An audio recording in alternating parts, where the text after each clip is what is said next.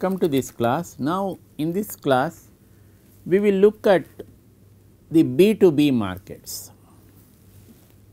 on the different dimensions. What are the dimensions which we are looking at? We are looking at the nature of demand,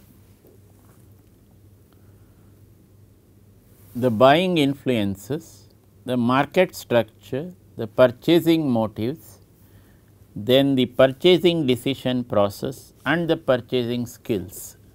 Depending on these dimensions, suppose you are able to identify the characteristic of the business market. Let us say the nature of demand is a derived demand. What do you mean by saying it is a derived demand?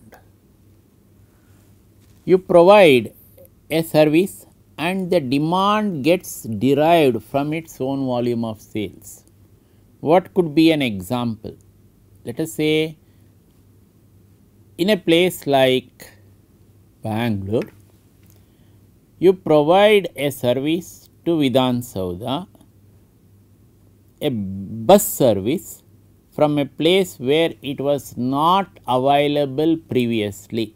Okay. Let us say there is a layout where this direct service to Vidhan Soudha was not available. So, you introduce a bus service where you can come directly from this particular layout or region to Vidhan Soudha. Now, the first bus which you used, you may find that this bus is more than full, that is more people are standing, not getting seats. And when is this demand coming? It is coming perhaps in the peak hours, that is the office hours. Suppose the office is to start in and around Vidhan Soudha around 10 o'clock, you may find between 9 and 10 or 8 and 10 a huge travelling population to Vidhan Soudha from this layout. So, you introduced this bus service to find out what is going to be the sales. You find that the sales is encouraging. Instead of one, you may increase this to more number of buses. So, you may say increase it to 2 or 3 or 4. This is what the decision of the manager is depending on this situation. This is the dynamic decision making. A derived demand creates or gets from its own volume of sales, is derived from its own volume of sales. Suppose buying influences, there are many influences which can influence your buying decision, maybe your immediate family members. Maybe it is your parents or your brother, your wife or sister, whatever it is. There are many interested parties who influence the buying decision. You want to make the purchase of a saree, let us say to your mother. You may not like to ask your mother what type of saree she would like to wear, but give it to her as a surprise. Then you may try to get this decision, your decision of buying the saree influenced by your sister or your mother's sister or your mother's relatives, saying that this is her preference, you take this particular saree. It is likely to find favor with her. Now, suppose your market structure says that there is a concentrated demand, often concentrated demand, that is a small number of large customers often make up a substantial share of the market. In marketing terminologies, sometimes also in inventory terminologies, you say A account, A capital A account What is this capital A account? These are large customers, many times making up a substantial share of the market, and that is they are almost able to take up the entire whatever you have produced. So, but their relative number might be small. So, some 3 or 4 large customers might account for the entire sales volume that you are getting. So, you may not be looking at your B and C category customers at all. You may at best come from A to B, but never move to C. This also happens in many of the situations. So, if you look at the market in Bangalore with respect to flowers, many times when you may find in the main market the flowers are available to you at a particular rate, which is always much lower compared to what is available to you in the retail market. Suppose you are wanting a large quantity of flowers, what will be your decision making? Your decision making is not to go to this retail market, but go to this wholesale market in the main marketplace, pick up the entire stock. So, many times in the main marketplace you find that this entire stock gets exhausted within a few hours. So, a large buying by a small number of customers takes place here. Depending on the what is the type of decision that you want to make, whether it is with respect to individual or with respect to organization, your purchasing motives are going to be different. That is, business products are purchased to contribute to the achievement of organizational objectives.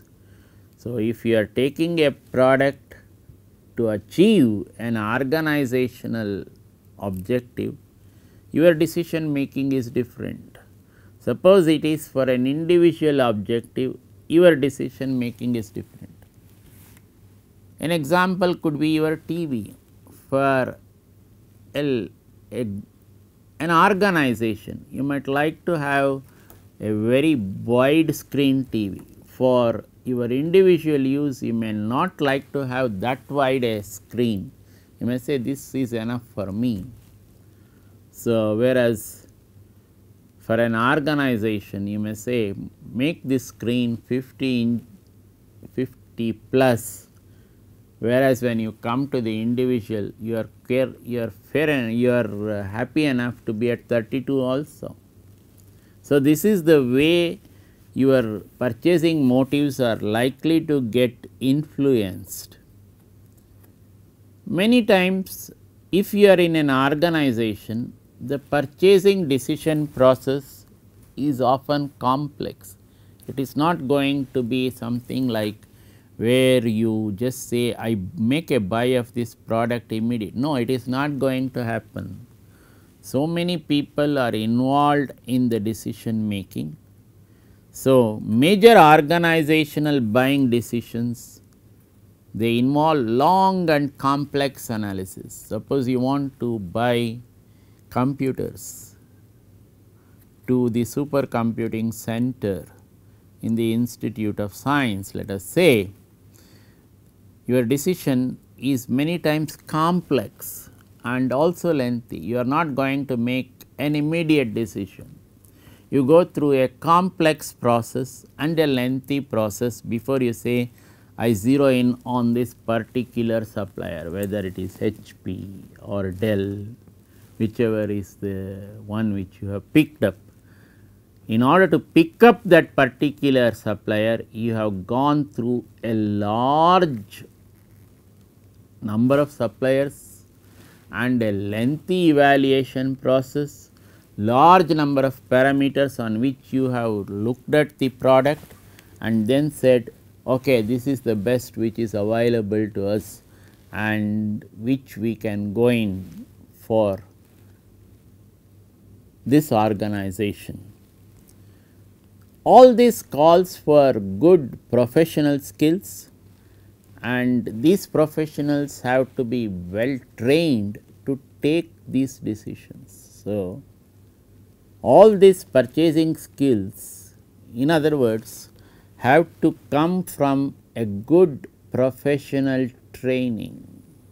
You can't say all of a sudden you will make a purchasing decision. A novice will not be in a good position to take professional decisions.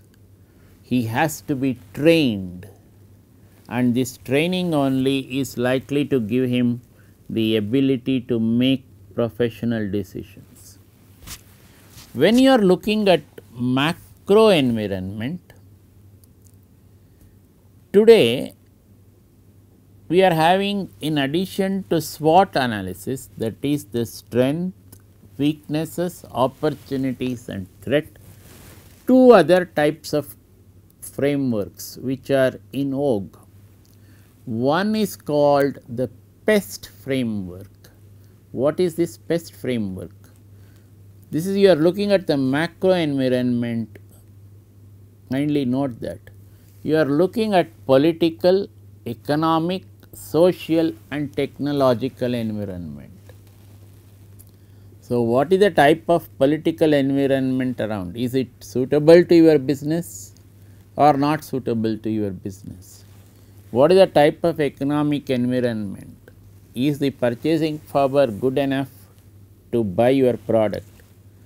So, if you look at the present day scenario, an Indian consumer a few decades back, maybe one decade back only, you could never have thought that he can afford a Benz, that is a large section of this. But what is the present day scenario? The present day scenario is quite a good number of Indian consumers can afford Benz, can afford even the Rolls Royce also. So, this is the type of economic scenario that has presented itself. So, many of them use the Jaguar. So, these are the trends which the companies look at. So, the PEST framework helps the organization to find out whether the product which they are selling is likely to find favor in the marketplace.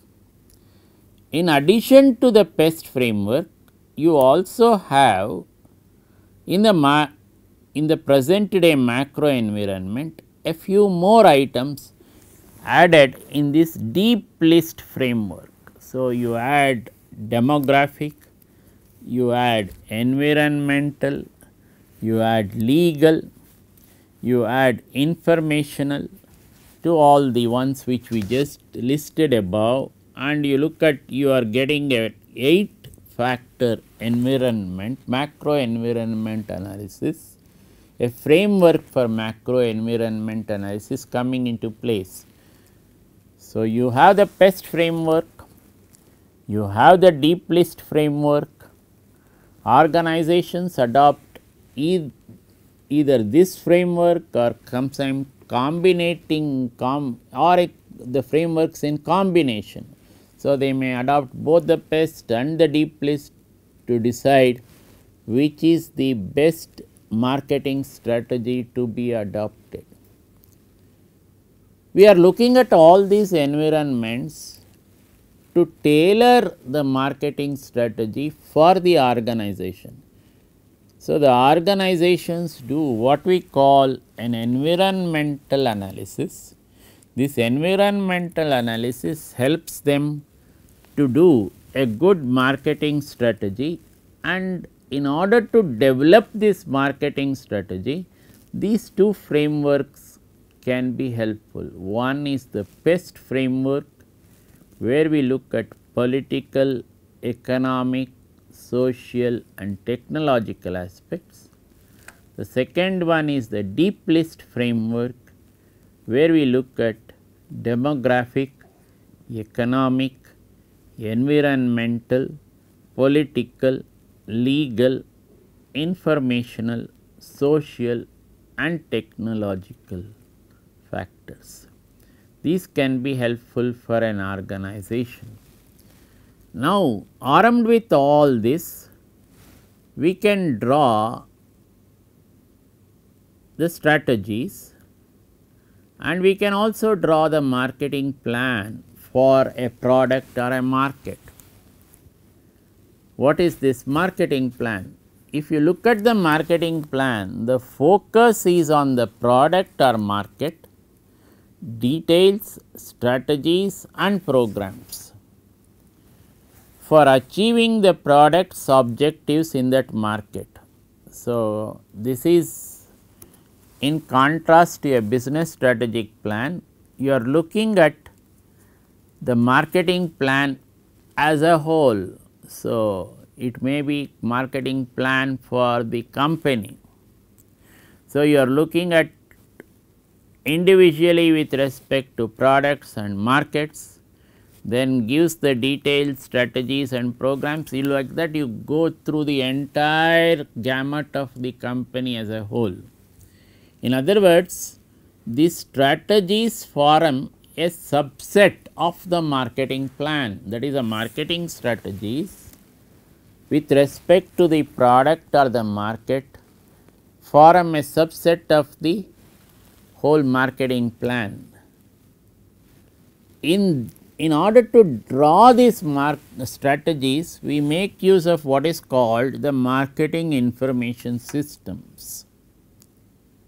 This marketing information systems has got 4 important components. One is called the internal reports, where we get the current data on sales, costs, inventories, cash flows, accounts receivable and payable. In other words, the internal reports provide you with what is happening on the field, that is the happening on the field on a day to day basis, current data, not the past data, kindly note that.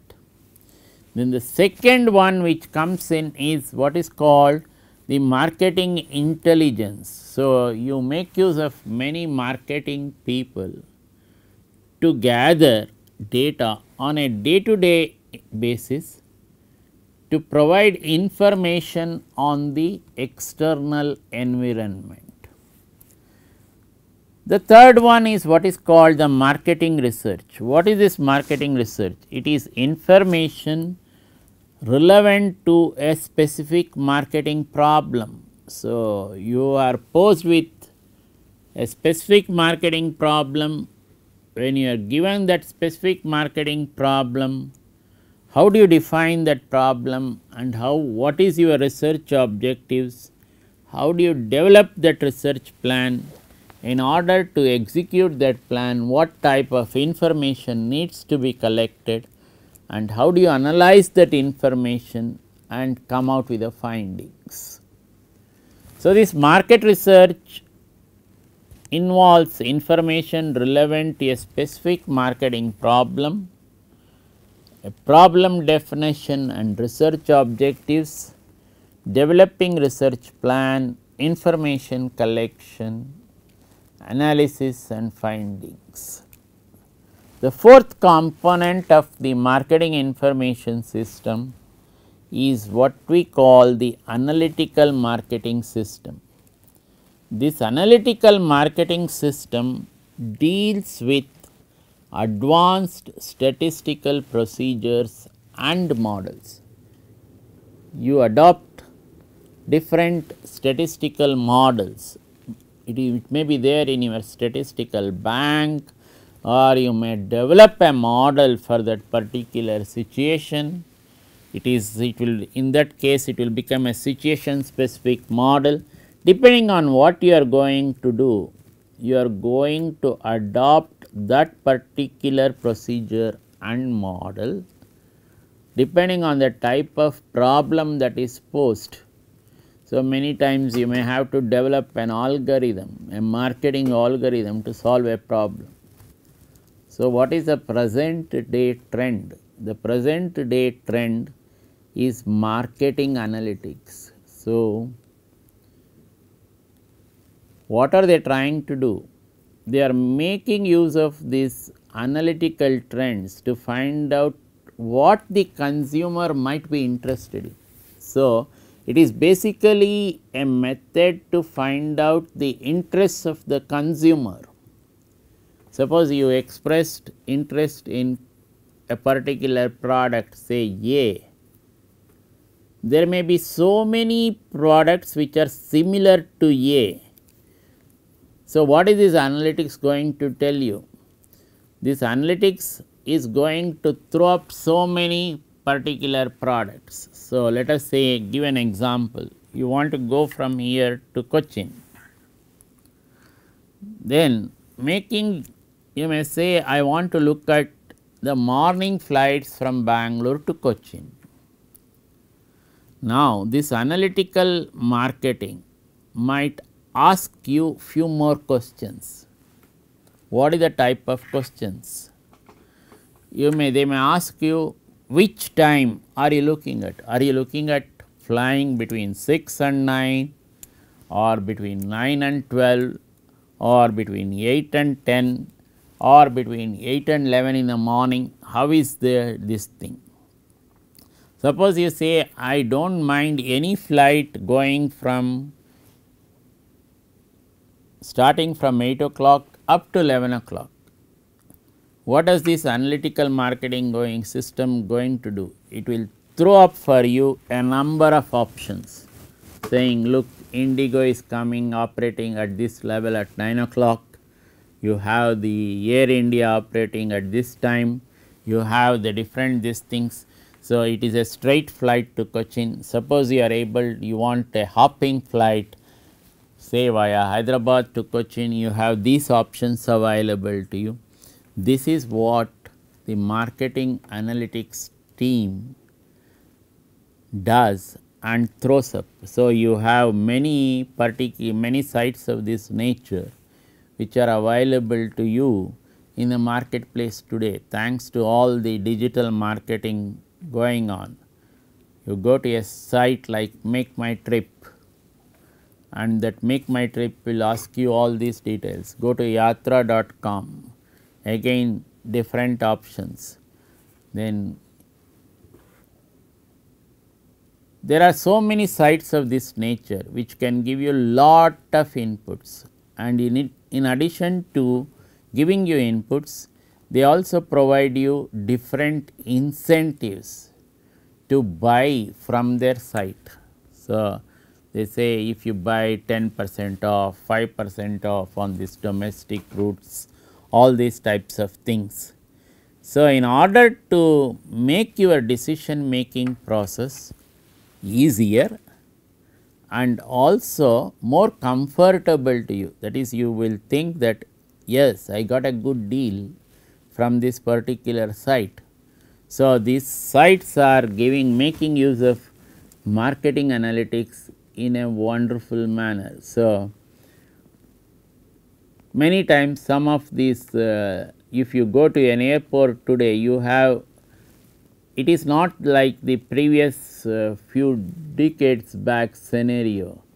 You used to get these flights coming into a city not so frequently, say once in half an hour or once in 1 hour, and the turnaround time would also be a little higher. But what is the present day? The present day scenario is you are landing in a city, and before you can come to your baggage collection area, you find that your baggage has already come in.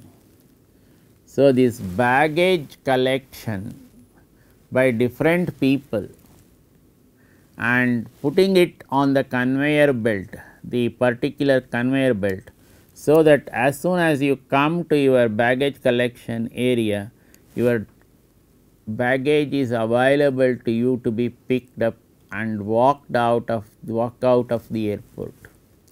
So, this particular baggage handling is also being done by so many companies in different airports. These different companies are looking at different analytics. Suppose, what do you mean by this different? Suppose the baggage arrival gets delayed by say 5 minutes or 10 minutes.